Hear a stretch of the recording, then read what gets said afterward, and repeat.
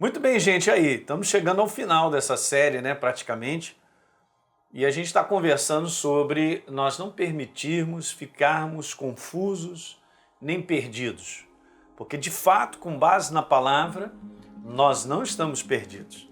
Por mais que eu e você possamos viver situações momentâneas de indecisões, nós não precisamos agir de qualquer maneira. Eu venho ensinando alguns conceitos em relação à palavra, sobre acreditar nele, principalmente que Deus já tem um propósito determinado para mim e para você, e o segredo é nós andarmos nesse propósito, descobrirmos o propósito da nossa vida, né? No envolvimento que Ele quer que eu e você tenhamos, principalmente falando sobre o corpo de Cristo, você que é cristão, uma nova criatura, porque tudo está inserido no seu devido lugar, né? Olha para o corpo, o ombro é o ombro, o braço, agora que coisa maravilhosa, o ombro, o braço depende do ombro, o antebraço depende do braço, né? A mão depende do antebraço, e assim, foi estabelecido por Deus, né? Então você vê que não é uma bagunça, mas Deus estabelece propósitos, não só para servi-lo, mas também em relação à nossa vida, né? Nós nascemos com um propósito. Você tem um selo, por isso você é importante.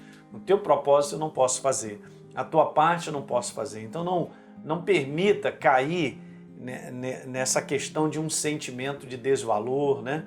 Um sentimento de, meu Deus, de que minha vida não tem valor nenhum, pastor, eu estou perdido.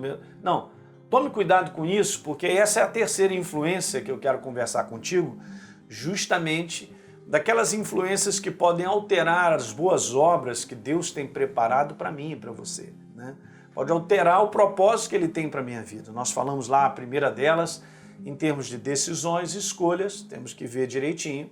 Depois eu falei um pouquinho sobre pessoas interferindo, né? Porque pessoas escolhem, tomam decisões e muitas vezes nos afetam, né? E muitas vezes nós estamos aí num sofrimento, entre aspas, porque alguém produziu isso e não fui eu em si. Então aqui é um recado em relação a essa área. E o terceiro e último que eu quero passar ao teu coração é justamente isso, né?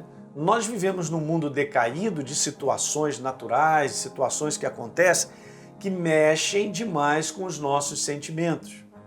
E a gente tem isso pela palavra, de que muitas vezes os sentimentos nos direcionam para pensarmos e decidirmos fora de um propósito de Deus para nós. Guarde isso no teu coração. Exemplo, vou dar 2 aqui e vou ler o Salmo número 42 para que você entenda como funciona. Mas eu me lembro de Isaac, por exemplo, que por causa de uma naturalidade, de uma terra, o que estava acontecendo? Exatamente naquele momento ele estava vivendo uma seca muito grande. E Isaac, obviamente, por causa dessa natural, uma coisa, meu Deus, está acontecendo nesse mundo, né? Então as crises estão aí.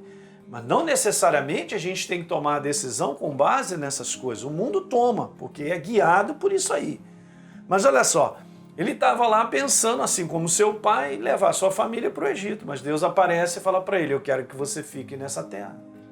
Então o que acontece? Ele tomou uma decisão baseada, não naquilo que ele está sentindo, mas ele tomou uma decisão baseada numa ordem de Deus. E nós sabemos que ele ficou naquela terra e naquele ano, ele plantou e ele colheu a 100 por 1, quer dizer, Deus o fez prosperar. Então, esse é um detalhe importante.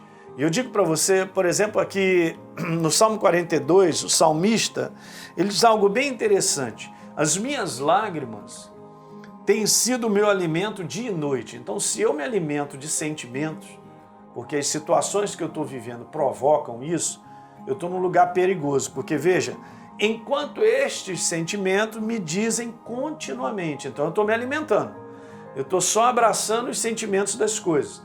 Então esses sentimentos me dizem continuamente, e o teu Deus, onde está?